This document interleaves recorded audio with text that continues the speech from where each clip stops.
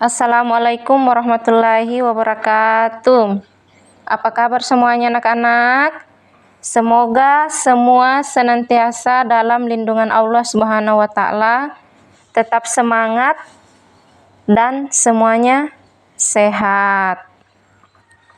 Sebelum kita memulai pembelajaran pada hari ini, mari kita bersama-sama berdoa ya. Bismillahirrahmanirrahim. Rabbi zidni ilman warzuqni fahman. Amin ya rabbal alamin. Nah, Ibu mau cek dulu kehadirannya. Ada nggak yang tidak masuk hari ini? Oh iya, alhamdulillah ya semuanya hadir. Nah, baiklah anak-anak. Adapun tujuan pembelajaran atau pembelajaran yang akan kita laksanakan pada hari ini yakni menganalisis sejarah penyebaran Islam di Nusantara melalui pendekatan budaya yang harmonis. Baiklah anak-anak, pada materi ini kita akan membahas tentang bab 1 ya, sejarah masuknya Islam ke Indonesia. Sejarah masuknya Islam ke Indonesia memiliki sejarah yang panjang.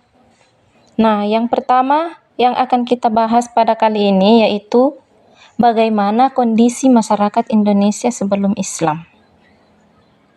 Nah, kondisi masyarakat Indonesia sebelum Islam ditinjau dari pertama, kondisi sosial budaya, keanekaragaman atau pluralitas seni budaya dan bahasa.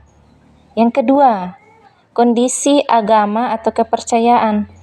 Jadi, sebelum Islam masuk ke Indonesia, kondisi agama atau kepercayaan itu agama yang dianut masyarakat Indonesia sebelum Islam diantaranya Hindu, Buddha, dan sebagian menganut ajaran Kapitayan.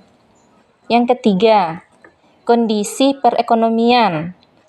Kondisi perekonomian masyarakat Indonesia sebelum Islam seperti berdagang, bercocok tanam, serta berlayar atau nelayan.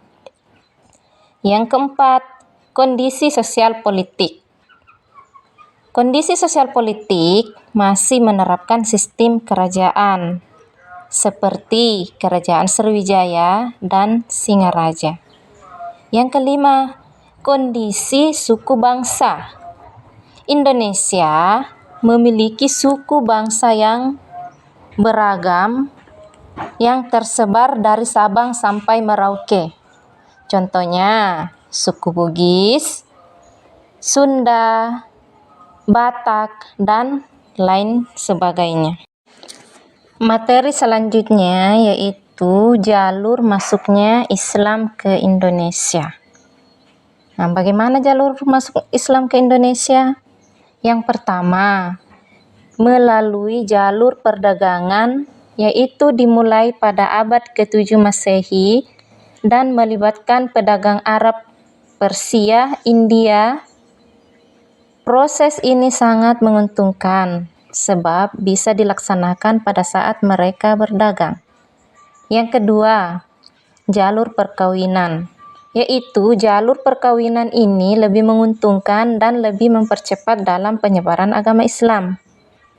Perkawinan antara anak bangsawan, raja, atau adipati sehingga mempercepat proses Islamisasi. Nah, yang ketiga, jalur pendidikan, yaitu pembelajaran halaqah merupakan cikal bakal pendidikan pesantren yang kemudian hari berkembang menjadi pondok pesantren. Jalur masuknya Islam berselanjutnya yaitu seni budaya, yaitu saluran penyebaran Islam melalui kesenian.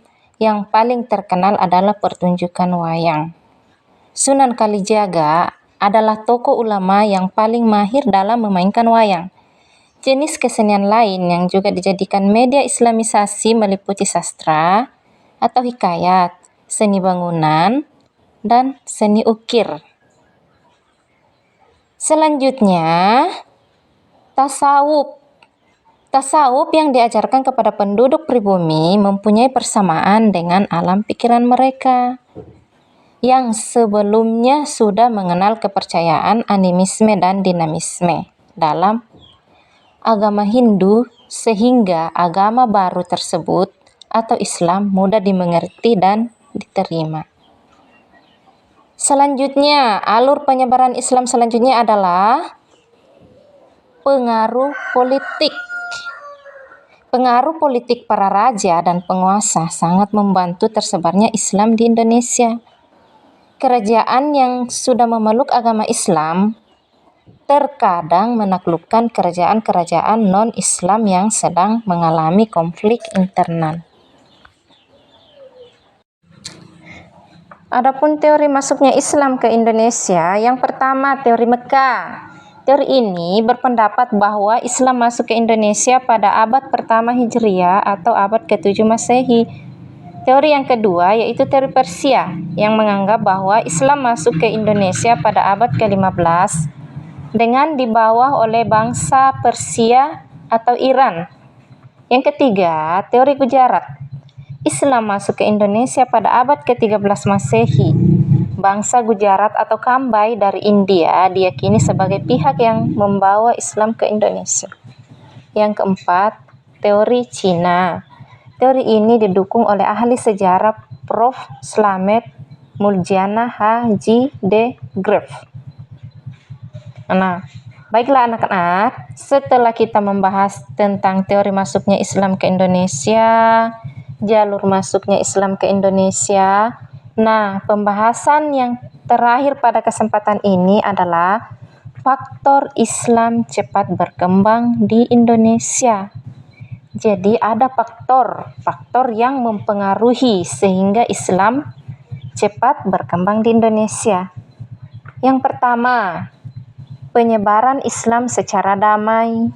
Yang kedua, Islam tidak mengenal sistem kasta. Yang ketiga, syarat masuk Islam sangat mudah, hanya dengan mengucapkan kalimat dua syahadat. Yang keempat, runtuhnya kerajaan Majapahit. Yang kelima, upacara adat di dalam Islam sangat sederhana. Yang keenam, disesuaikan dengan adat dan tradisi yang ada pada saat itu. Nah, setelah Ibu tadi menjelaskan beberapa materi pada kesempatan kali ini, jika tidak ada yang mau bertanya dan jika pembahasan yang Ibu sampaikan tadi sudah jelas, maka pada kesempatan ini Ibu akan memberikan tugas. Tugasnya apa, anak-anak? Ibu akan membagikan kepada kalian selebaran tentang peta konsep. Nah, dari peta konsep ini kalian buat rangkuman berdasarkan peta konsep yang Ibu sebarkan tadi. Jelas? Ya, kalau begitu silakan dikerja. Ibu kasih waktu 40 menit.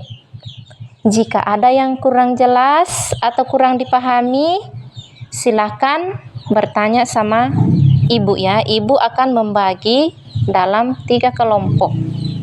Jadi setiap kelompok ini harus bekerja sama, harus kompak supaya nilainya juga tinggi. Jadi Ibu akan menilai kerjasamanya kalian, kekompakannya, cara kerjanya. Jadi Ibu akan memantau kalian dari kelompok yang satu ke kelompok yang lainnya. Jelas?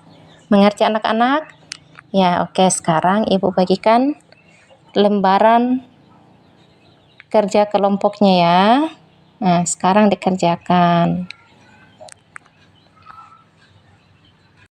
Terima kasih anak-anak ya, karena sudah memperhatikan tugasnya, sudah menjaga kekompakan dalam kerja kelompok.